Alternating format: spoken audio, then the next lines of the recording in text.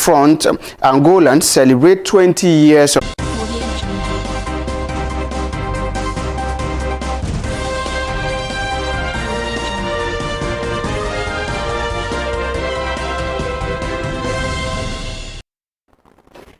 Let's start the news now. And concerned residents in and around Dabokpa and Kalariga in the Tamale metropolis have called on parents whose wards are at the Dabokpa Technical Institute to pay attention to their children. Their concern was due to growing indiscipline among students. The students are accused of truancy, smoking of Indian hemp, and scaling of the school walls during the social vices. Community members say they are getting fed up with the students loitering about during classes hours, and all efforts to stop them has not yielded any results. Assembly member for Kalariga Dabokpa electoral area, Amadou Yahuza, in an interview begged parents to start paying the school visit to check on their children. He lamented about the truancy among the students, especially those who rented in the community. According to him, indiscipline among junior high school and senior high schools may not be at Dabokpa alone. Parents and guardians in the metropolis need to be more serious in monitoring their children at various educational institutions. We have a problem at here, Dabokpa Technical School. The students, I want to appeal to their parents. They have to check the school. Because anytime they are some are come to school, they didn't enter class. So maybe the parents don't know that he didn't enter the classes. So as an assemblyman, I want to appeal to them. They have to come and check the children at the Dabokpa Technical School. So I'm begging them because if you spend your money to send your child to school, even 1 city a day is a huge money, because they will take it at least 3 years. But he didn't go to school. The father don't know, mother don't know. So as an assemblyman, I'm begging them, they have to check their children at schools. Some of them are even smoking. After that, some of them, they are smoking Indian hemp. Some are using drugs. Maybe the father don't know. Last time they attacked some small boys. I asked them. Some people tell me that it's true. So if the person come to secondary school and do it, maybe the people think that they are come to secondary school and start that thing. So so it's not the senior high they are going and starting. They are starting the beginning. Kaba bang never be can not a shukuru, we cannot do the technical school ma. And Mabon can nama, but just Kurma Piabo. But come on, take the community man, Changalenda. Got a year not the Cartaba and Chahara, Shukurma, never taking Karam. Karanye Taman by Yel Mosra.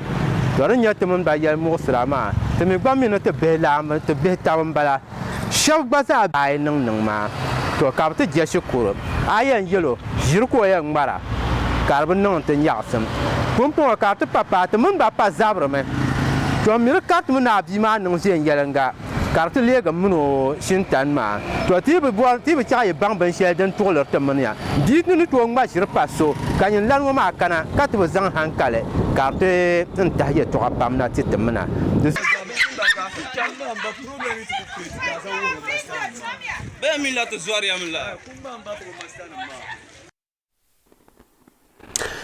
Now, board chairman of Bormanga Rural Bank, Alhaji Fuseni Sedu, has lamented that the Bank of Ghana's recent directive of 1 million cedis minimum capital requirement is having a toll on the operations of the bank. The minimal capital requirement, Alhaji Fuseni said, is making it very difficult to compete with big banks for the same clients and resources. Speaking at the bank's breakfast meeting with shareholders, directors and management of the bank in Tamale, the retired banker said, in spite of the challenges, Bormanga made some significant improvement in major growth Alhaji Fuseni Siedu stated the bank deposit stood 615,380 in 2019 and 4,193,725 cedis in 2020. Our deposits increased by 60%, that is rising from 2.6 to 4.2 in 2020. This we have advances and good to customers in the coming years. In this regard, the board has started implementing cost reduction measures to improve upon the cost-income ratio and to place the bank on a steady path of profitability. This is the beginning to yield results as reflected in a 26% reduction in 2022. We will be able to promote financial inclusion and deliver value to our shareholders in the shortest possible time if we continue on this path. This brings me to the main essence of today's gathering. We will require capital injection to meet not only the regulatory requirements but also increase our intimidation capacity. Chief Executive Officer of Bormanga Rural Bank, Eric Kwesi Bosompeng, urged shareholders to encourage clients to buy shares to enhance. Nothing go amiss. But there's one thing I've found in this area that I want to talk to you so that you work on it for me. Here, it's difficult for the natives to come and report issues to the management. Because we have people who have been coming to you who are dealing with our staff. But it's very, very difficult for somebody to come to manager and say, A, B, C, D is going wrong. So that then the damage has already been caused.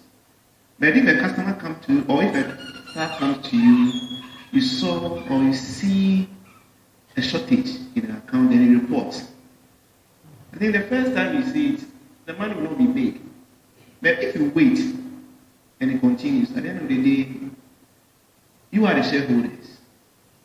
Yes, I'm the manager. If the banks collapse today, it will be on my records. And it's going to be difficult for me to get another job to do. So as my board has assured you, make sure this bank will not collapse. Managing Director of ARB Apex Bank, Alex Kwesi Awuah, explained that the minimum capital requirements, which initially was pegged at 300,000 for RCB in the country, was reviewed to 500,000 and later 1 million, which he says will impact negatively on rural banks. In fact, as part of the government's financial sector strategy, financial inclusion is key. And so, when you come to our area, has made significant progress. In fact, recent years we've had challenges. The financial sector reform scheme, rural banking sector was not touched, but then we saw the effects of the financial sector reforms on our operations, in the sense that many of our banks had monies locked up with some of these institutions. With the closure of many microfinance institutions around, certainly people's, there was a little bit of, issues there. Then after that, own issues. But then we can say that in spite of all this, Bormanga has sustained. And actually you can see that from the post-mobilization, the bank has made tremendous efforts. Chairman talked about 4.2 million in 2020. I think in my records, I have about 5.7 million as at the end of December 2020. A lot of progress.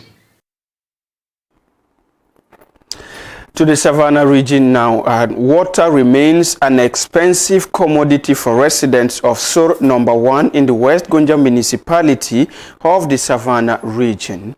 Despite all efforts to implement Sustainable Development Goal 4, which seeks to ensure access to water and sanitation for all, residents of these communities still lack potable drinking water. Jonas Biaurubi was in the community and has come through with the following report.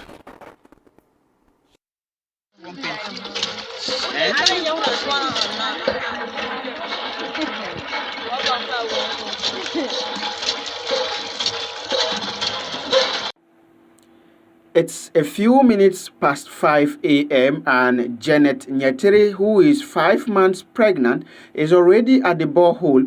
She is at the facility this early so that she gets some water to pump before the borehole stops flowing. The borehole is one of the two that serves the over 500 inhabitants of Sur Number 1, a farming community in the West Gonja municipality of the Savannah region. Access to potable water is a struggle for residents here, as the two boreholes that serve the community do not flow all the time. Seydou Fuseni is the assembly member for the area. And I wish if authority could help to dig more additional boreholes to subside the condition of the water situation in the community. Also, Ahas don't even have a single borehole in the community. So I would have been happy if authorities will come to our aid to support us, at least most especially the communities that don't even have a single borehole. I must be frank and I must be sincere. I would like to thank World Vision. With the help of World Vision, we're able to get so many boreholes in some of the communities. And that of our current MP has also helped us in repairing some of the broken boreholes. But now, behold, we still want to appeal that if he can come to our aid to support us more. This dam used to serve the hundreds of people in Sur Number 1. Today, all that remains of the dam is a puddle of water surrounded by mud, dried up as a result of climatic conditions.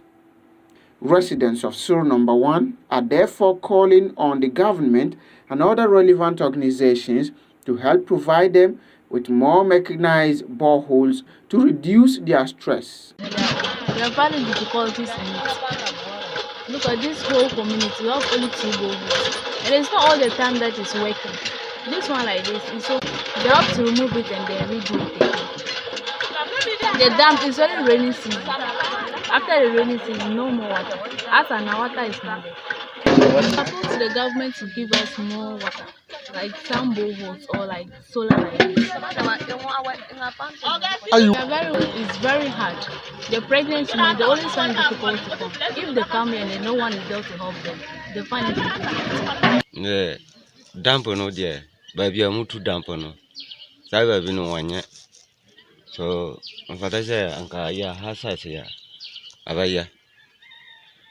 Na insueno dampo no wa hasa insueno de omoya na Nigeria atiatie na tia no insuo ba na ayi na tia no awuro down no mu o insueno anda. Observational records and climate projections provide abundant evidence that freshwater resources are vulnerable and have the potential to be strongly impacted by climate change, with wide-ranging consequences for human societies and ecosystems. Experts sometimes blame human activities for the fast depletion of water resources.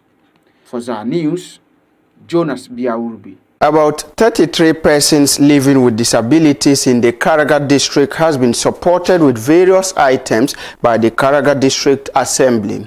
The items were bought out of the 3% persons living with disabilities fund from the Assembly's Common Fund. District Assembly District Chief Executive for Karaga, Idrisu Mohammed Shani, urged them to put the items into proper use. He explained that the items were bought based on the request of the individual beneficiaries and therefore is hoping that it will help alleviate part of their problems. On his part, Coordinating Director of Karaga District Assembly, Al-Hassan Mahamadou Kamara, indicated that monitoring team will continue to check on the beneficiaries to see the progress of their business. He advised them that the support is aimed at improving on economic conditions of the individuals. Therefore, they need to properly take care of them. He said constant monitoring will be made available to them and advice will be given to those who will need it in terms of growing their businesses. Some beneficiaries who spoke to Zan News expressed their delight and gratitude to the Assembly for the support given them. Now still in Karaga, District Chief Executive for Karaga District, Idrisu Mohammed Shani, has called on investors to come and explore the investment opportunities in the area. He noted that Karaga District is peaceful and well secured for any form of investment. He said the district has made efforts to curtail the few robberies that occurred in the area some time ago by increasing police patrol in the area. Actually, the security situation is not that bad as people perceive it. Karaga is very peaceful. It's a very peaceful place. Many people have attested to it. Those who came to work in Karaga end up saying, but this is not the Karaga that I heard of. People say when you come to Karaga, they are violent, they don't receive strangers, they do this, they do that. All this is not true. Karaga is different from the way people perceive it. Though we have some security issues, armed robbery cases and all that. Because of this insecurity, that is why through the 100% complete, because they are 90 to 100% complete now, and when we finish those projects and it is commissioned, it will help to reduce that insecurity. But for the meantime, we are Assembly wants to construct area between Yamo Karaga Yapala and Yamo Karaga itself. That is where most of the robbery cases do occur. So we want to construct a barrier there where we will have our military and that of the police taking care of that 24 hours. I believe when that is done, we will not even record a single robbery incident as it is. Well, normally it does on market days where they think people have gone to market to sell, or they are sending monies to the market to buy things and all. Not only on market days, but almost every day we make sure we support them with fuel and all those things that are needed to do a proper patrolling. So of late, you don't hear that happening. Before you hear that, you can hear that a robbery incident takes place today. It will take months before.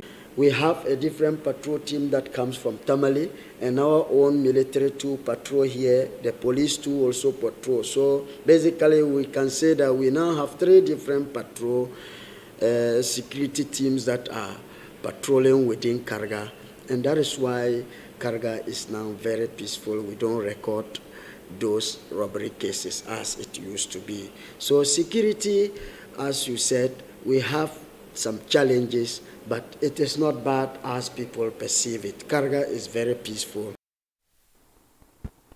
You're still live here on Zamide News, live on ZA TV. We're going for a short breather. When we return, we have international news for you. Stay with us.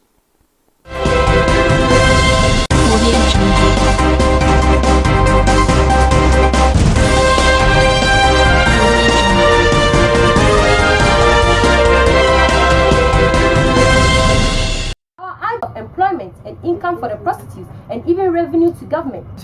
Regional Education Directorate is coming your way with the best of regional debates ever on television. ZA TV High School Debate is the name. ZA TV High School Debate is designed for all senior high schools in the northern region. It is a platform that seeks to help learners to see to the power of deploying rational, reasoned arguments and compelling evidence in action. It enables them to elucidate their standpoints through utilizing rhetorical eloquence. ZA TV High School Debate in a compelling fashion to win an argument. Mouth-watering prizes awaits the best debating school. Headmasters and teachers of all senior high schools in the region should prepare their students for this great debate coming on your screens. Well-informed judges will sit on the various motions to be debated, and for that matter, no need to worry about the credibility and transparency of our systems. Join Abdul Kadri Mbangba as he presents to you the most educative debate program on Sundays on ZAR TV. Mr. Chairman, in spite of the above weak points that my co-debaters are likely to raise just to throw dust in the eyes of the House, I still maintain my stance and vehemently support the motion as I raise the following cogent and undisputable points to rebuke those of my co-debaters. Ladies and gentlemen, no one fails to realize that the ongoing democratic dispensation in the country, for that matter, the opening enjoyment of freedoms and liberties, and its consequential liberal acts,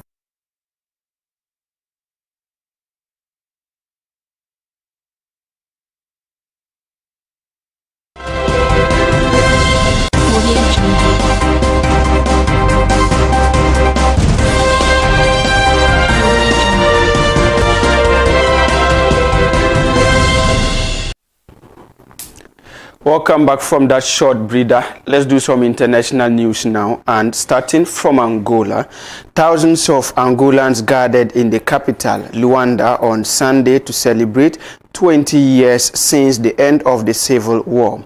Many politicians, including President João, government and the opposition. On April 4, 2002, the Angolan government and the main opposition party, UNITA, put an end to 27 years of war with the signing of the Peace and National Reconciliation Agreement. The signing of the Peace Agreement on April 4, 2002 was preceded by several negotiations, including the Basic Agreement signed in Portugal in 1994. Now, South Sudan's political rivals agreed on Sunday to unify army command in a key development of the fragile peace agreement signed in 2018. The agreement was signed in Juba after mediation from neighboring Sudan. The agreement provides for a division 60% of the president's security forces. Tensions between forces loyal to the president and former rebel leader Riek Machar had escalated recently, raising international fears of a return to full-scale conflict in the world's youngest nation. The 28th as vice president. On that note, we end this afternoon's news. Before I leave, stories that made our major headlines. Community members of Dabokwa and Kalarga are worried over growing discipline among students of Dabokwa Technical Institute. Water remains an expensive commodity for residents of Sur No. 1 in the West Gonja municipality of the Savannah region. And about 33 persons living with disabilities in Karaga district supported with various items by the assembly. As you just heard, Angolans celebrate 20 years of peace. Rwanda. A very big thank you for being a part of this afternoon's news. My name is Jonas Bia. Do visit our website, zarradio.com, for more updates. Have a good afternoon.